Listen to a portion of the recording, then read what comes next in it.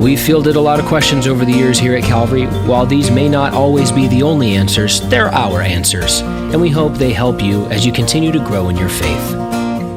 Here's a question. It's from Genesis. It's about Melchizedek, and the question is Melchizedek Jesus in the Old Testament?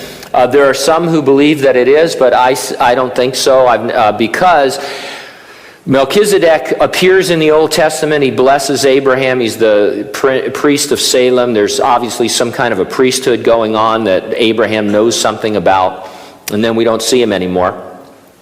Then the writer to Hebrews, probably Paul, one of the arguments the Jews would have is that, we need to have a priest, and we have the Levitical priesthood, and so Paul is able to say, well, actually, there is a superior priesthood to the Levitical priesthood. So the whole part of the argument of Hebrews is that Jesus Christ is superior in every way to everything that has come before, and so a Jew would say, well, what about the priests? And Paul would say there was a superior priesthood, the Levitical priesthood, or then the Levitical priesthood, the Melchizedek priesthood. It's superior because before there was even a Hebrew nation, there was already this priesthood, and Abraham, the father of the Jews, paid respect to it. The reason sometimes people think Melchizedek was Jesus is because it says in Hebrews that it indicates he had no father or mother, but all that means to a Jew is that we don't know his genealogy. We don't know where he came from. It doesn't mean he's supernatural.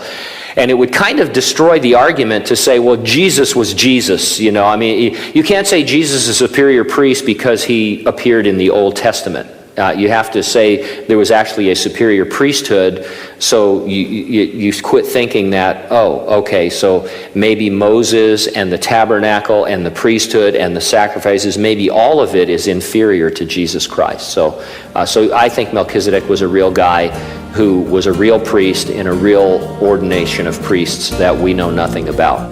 Do you have a question about the Bible, theology, or church life? If so, we would love to hear it, think about it, and give our perspective on it. You can email us anytime at questions@calvaryhanford.com, and we will get it on the list for the podcast. And if you'd like to check out years worth of all sorts of topics like the ones we cover, visit calvaryhanford.com/questions. Thanks for listening.